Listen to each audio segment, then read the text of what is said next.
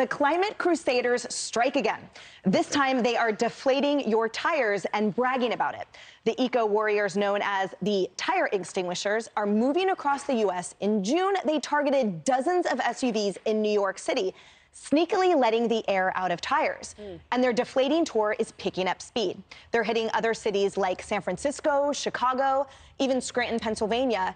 And the tire extinguishers also leave behind pamphlets on the windshields of the cars that they vandalize, reading in part, "Attention, your gas guzzler kills. We have deflated one or more of your tires. You'll be angry, but don't take it personally. It's not you, it's your car. This is a machine that destroys life with terrifying efficiency."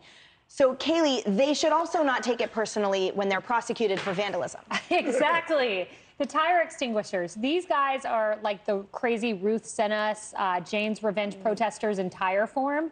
And I brought you their rhetoric. They haven't quite gone as far as Jane's revenge, which was to cut people. But they have said this: it can happen anywhere, anytime. If you're reading this and you own an SUV, scrap it before we get it. They said if you own a hybrid car, not good enough.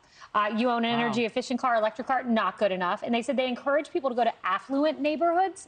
However, it is an emergency. And they said the minor inconvenience of having your tires slashed is outweighed by what is at hand. Tell that again to a working class voter during sky-high inflation. It's just a minor inconvenience. We'll slash your tire because we're nuts. Harris, I'm struck by, remember we watched that footage of the climate protesters blocking a freeway, and there was a parolee trying to get through. I thought about you. Yeah, and he said, if I don't get to my parole here, and if I don't get to work, I will be put back in jail. So to Kaylee's point, a minor inconvenience, really? What if I have a medical emergency? Well, that's what if what I have to get to work because I'm a parolee? There are so many exceptions. Yeah. I thought about you, Emily, because you made such a good defense. You have worked in criminal law, so you know you got to get to where you got to go if you've got parole issues.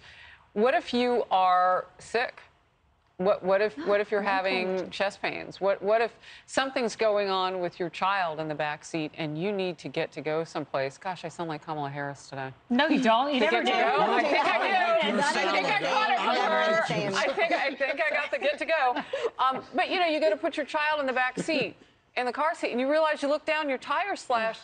How are you going to take that child for care? I mean, there are just so many scenarios that these people are not considering outside of their own. And this is about feelings. Because if they really felt strongly enough to use their words and debate their issues and where they feel, that would put them in a different category and they wouldn't be on the streets on their knees slicing Do you tires. think they've tried to do that? Oh, I don't know. I don't hang out with a lot of tire slashers. I guess. Fair. I do want to hear David's PETA story, though. All right. I think it was back in the mid-'90s. There was a PETA, you know what PETA was throwing red paint on leather? Yeah. So guy came up to me. I was going to a charity event in New York, had a little container of red paint. So I just looked at him and said, yep, you're going to get the paint on my jacket, but I have a question for you. Can you outrun me? Oh, and he walked away. But you know, when you look at what they're doing, and they're going to these neighbors, by the way, people have cameras on their homes that look to their cars if they're outside. You couldn't even see their faces, though. They were masked up, you know, which, I mean, it's the COVID era. Yeah. Look, this is going to go wrong. One of them is going to run into the wrong person with an emergency. Look, I've had to drive my wife, who you know, to an emergency room.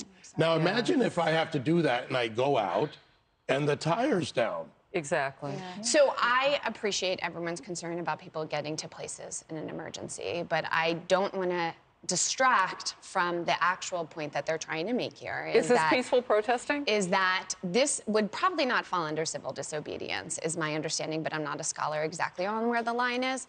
But I do want to point out that there has been protesting. There has been a tremendous amount of effort from youth, primarily worldwide, who have called attention to the climate crisis, which often gets denied, sadly, on this network. And to your point about the can and the leather and the you're the faster runner, I'm sure that's fact. But the idea that we have a different relationship with fur today. Thank you, PETA, in the 80s. Not to say that I'm not wearing leather on my shoes, but I just want to point out. I bought it. It's my property, and you don't get to damage it, and nor would I damage your property ever in disagreement. I think it's really important that we make sure that we keep this specific conversation on the climate crisis that we're facing. But when we talk about civil producing batteries with fossil fuel for hybrid yes, cars. I can talk about that in great depth, Okay, David. how do you dispose of the elements of a battery? Okay, you really want to have a conversation on the environment. I am willing to have it. Let's talk about the naked bike riders and the gluing to the Van Gogh painting. Oh, God, really? It's getting attention. It's getting attention. We're talking about the climate crisis here. Because part of the problem, too, with something that is damaging enough and sharp enough to slash a tire is that it can do other types of damage. And what we know is that if you sneak up on somebody because it's your vehicle and you want to know what they're doing, you can't in that moment telegraph what's going to happen. This, to me, is one of those things that can be a gateway to something that was unintended. And I just think you don't start none, there won't be none. And I can't figure out why people can't use their words. And you can march in the street peacefully. And it's like I said, 2020, after the death of George Floyd, Martin Luther King Jr. did not march at 3 a.m., and he didn't burn anything down. And there's a way to get your point across without damaging other people's things with sharp objects in your hand. I agree, and without putting people in danger. If they aren't so embarrassed about getting caught, they'll take off those things. I've been and in let scenarios us see where who I they couldn't are. get That's my a child great help. point. I Take have off been the there, mask. but we have to make sure that they are not getting the attention. People they're get getting radical. attention. They're not getting the I just want attention them on to the get some subject legal that attention. they think they need, and so they'll get more. So it's get okay to scarier. advance the crime if you're not I'm getting not endorsing attention. a crime, David. Don't It's put a that crime on to me. vandalize. I mean, Anyway.